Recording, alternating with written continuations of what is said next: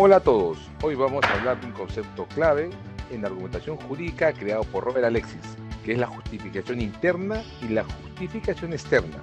Ustedes van a evidenciar en este video que son dos herramientas tremendamente útiles en la argumentación y sobre todo en la solución de problemas jurídicos. Pero en esta oportunidad vamos a centrarnos sobre la justificación interna. Empecemos. El presente trabajo se centra en la importancia de justificar las decisiones judiciales tanto interna como externamente para garantizar la efectividad del proceso legal. Asimismo, se examina cómo la motivación de las resoluciones legales contribuye a la tutela procesal efectiva, destacando la relación entre la justificación interna, las razones detrás de la decisión y externamente la aplicación dada a las partes y al público. Y se abordan las dificultades inherentes a la selección de normas aplicables en casos particulares y el establecimiento de las premisas fácticas válidas, subrayando la necesidad de desarrollar argumentos convincentes que vinculen las afirmaciones fácticas con los medios de pruebas para respaldarlas. Al centrarnos al tema de la motivación de las resoluciones judiciales en base al razonamiento jurídico, estaríamos hablando que los jueces no podrían sentenciar por una íntima convicción, lo cual se encuentra debidamente prohibido acá en Perú. Lo correcto es que los jueces realicen una debida motivación y ésta tenga una coherencia al momento de dictar la sentencia, porque si ésta no está debidamente motivada, no existe una coherencia inexistente, podría ser pasible de una nulidad bajo la inexistencia de la debida motivación. Ahora, si esta resolución judicial es coherente, estaríamos hablando sobre la justificación interna, tanto en la premisa mayor como en la premisa menor, la cual arriba a una conclusión y existiría el silogismo jurídico. Esto es, premisa mayor, norma jurídica, supuesto y consecuencia en términos hipotéticos. La premisa menor, hecho probado en términos reales, y la subsunción al hecho probado le corresponde la consecuencia prevista en la norma, lo cual vendría a ser un silogismo jurídico debidamente aplicado.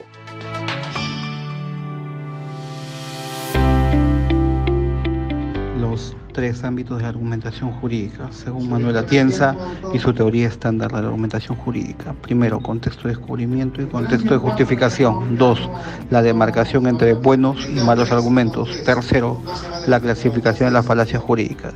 Contexto de descubrimiento es donde se llega a formular las hipótesis. Contexto de justificación, aquí se aplican las reglas del método científico.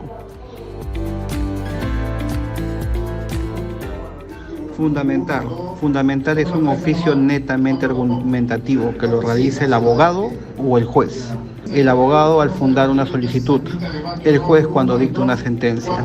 La diferencia entre argumentación jurídica y falacias, ambos cuentan con un razonamiento. La argumentación jurídica cuenta con una retórica sana, mientras la falacia con una retórica vacía, nula. El razonamiento correcto obedece a la aplicación silogística del razonamiento jurídico, la lógica jurídica. La estructura de la argumentación jurídica, la lógica y la retórica. La retórica es netamente lingüística, el hombre arma como quiere su pretensión. De ahí que el pensamiento y la lingüística, esta unión es inseparable. De ahí la necesidad de la lógica dentro de la estructura argumentativa. La estructura de razonamiento. ¿Qué es el razonamiento? Podemos entenderlo de diferentes connotaciones, como afecciones, reflexiones del pensamiento, etc. Para este caso, el razonamiento para la argumentación jurídica tiene como objetivo específico el paso de la premisa a la conclusión. Fundamos un juicio verdadero sobre otro juicio. El íter decisional. Inferencias inmediatas versus inferencias mediatas. Nosotros fundamos un juicio en otro juicio. debe ser una verdadera concatenación y enlaces lógicos entre múltiples pruebas recaudadas.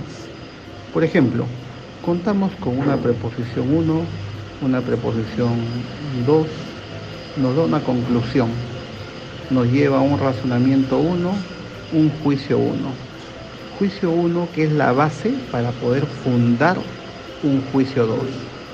No llevarlo de esta manera sería establecer inferencias mediatas, lo que generaría que un proceso lógico se saltee.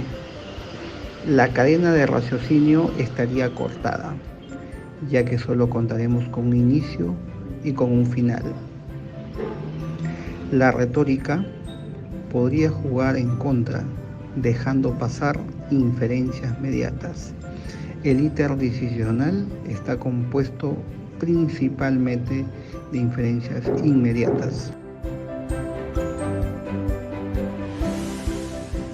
La estructura lógica, raciocinio formal y material. El raciocinio formal es hablar del silogismo categórico. Eso significa establecer premisas verdaderas para poder llegar a una conclusión verdadera. Los silogismos son válidos cuando la conclusión se deriva de manera necesaria de las premisas. Por lo tanto, con las siguientes reglas relativas a los términos, el silogismo debe contar con 3 términos. El término medio no entra en la conclusión. El término medio debe ser tomado por lo menos una vez en toda su extensión. Ningún término debe tener mayor extensión que la conclusión de las premisas. Reglas relativas a las premisas. 2 premisas afirmativas, la conclusión es afirmativa. 2 premisas negativas, no se saca una conclusión. 2 premisas particulares, nadie sigue. Es decir, serían subconjuntos que no podría explicar el conjunto completo. Finalmente, la conclusión siempre sigue la premisa más débil.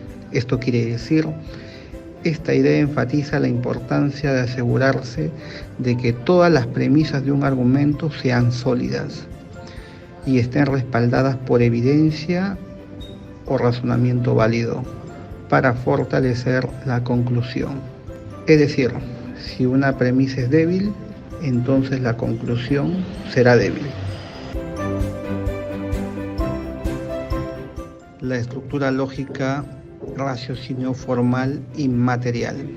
El raciocinio formal es hablar del silogismo categórico. Eso significa establecer premisas verdaderas para poder llegar a una conclusión verdadera. Los silogismos son válidos cuando la conclusión se deriva de manera necesaria de las premisas. Por lo tanto, con las siguientes reglas relativas a los términos, el silogismo debe contar con 3 términos. El término medio no entra en la conclusión. El término medio debe ser tomado por lo menos una vez en toda su extensión. Ningún término debe tener mayor extensión que la conclusión de las premisas. Reglas relativas a las premisas. 2 premisas afirmativas, la conclusión es afirmativa. 2 premisas negativas, no se saca una conclusión. 2 premisas particulares, nadie sigue. Es decir, serían subconjuntos que no podría explicar el conjunto completo. Finalmente, la conclusión siempre sigue la premisa más débil. Esto quiere decir, esta idea enfatiza la importancia de asegurarse de que todas las premisas de un argumento sean sólidas y estén respaldadas por evidencia o razonamiento válido para fortalecer la conclusión. Es decir, si una premisa es débil, entonces la conclusión será débil. La justificación de las decisiones jurídicas nos permiten controlar el error o la arbitrariedad en que incurriría el órgano jurisdiccional al remitir una decisión. Cuando una decisión está correctamente justificada, si y solo si la premisa interna y la premisa externa están válidamente justificadas. Veamos las siguientes diapositivas para poder entender mejor los temas en comentario. Comenzaremos estudiando en la presente lámina la justificación interna de las decisiones judiciales. Como dijimos al inicio, tiene que estar una decisión jurídica justificada en dos aspectos, una justificación interna y una justificación externa. Pues bien, justificación interna, definición. Tiene que ver con la estructura lógica del razonamiento. Una decisión jurídica estará justificada internamente si la conclusión sea la consecuencia lógica y necesaria de las premisas invocadas. Veamos esta estructura. Tenemos una premisa mayor, que es la norma a aplicarse. Tenemos una premisa menor, que es el hecho concreto del caso.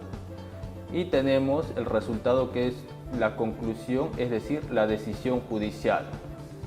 Si se cumplen con estas tres premisas, premisa mayor, normas, premisa menor, hechos del caso y conclusión, decisión judicial, podremos decir que una decisión judicial está justificada internamente. Ahora veamos la justificación externa. ¿Qué es la justificación externa de una decisión judicial? Implica fundamentar cada una de las premisas usadas en la justificación interna.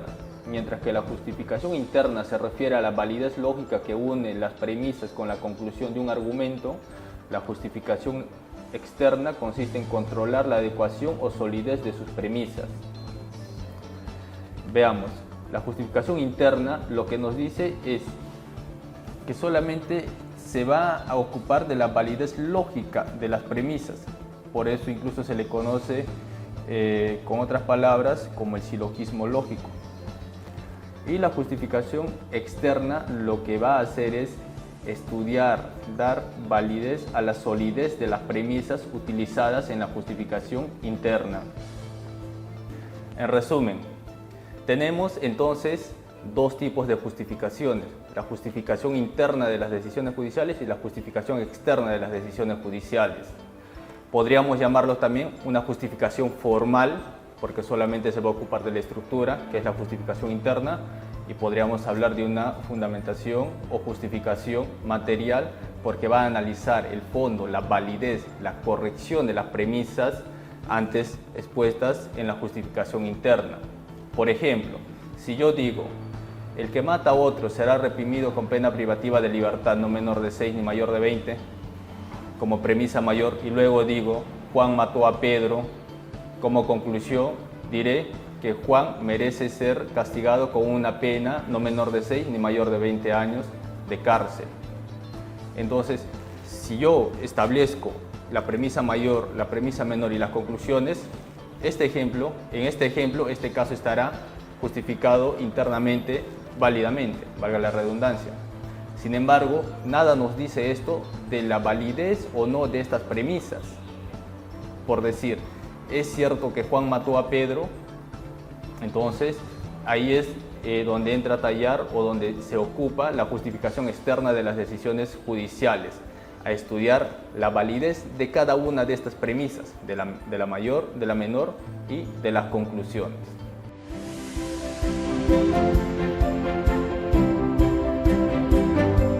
Como un caso especial tenemos el expediente 00728-2018, el caso Juliana Flor de María Yamoja, donde se desprende y se saca que la motivación de una resolución judicial debe basarse no solo en el ordenamiento jurídico aplicable, sino también en los hechos debidamente probados en el proceso. Los efectos en la motivación pueden ser varios. Tenemos la inexistencia o apariencia de motivación, motivación interna deficiente, deficiencia en la motivación externa, motivación insuficiente, motivación sustancialmente incongruente, motivación cualificadas.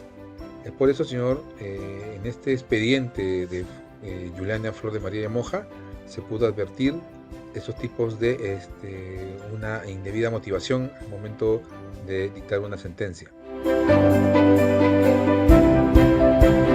Como conclusión, tenemos que las decisiones judiciales se fundamentan en una estructura básica que combina el razonamiento formal y material, destacando normas y hechos en la fundamentación del juez, Se diferencian en el enfoque imparcial de los jueces del enfoque más interesado de los abogados, especialmente cuando representan a un cliente.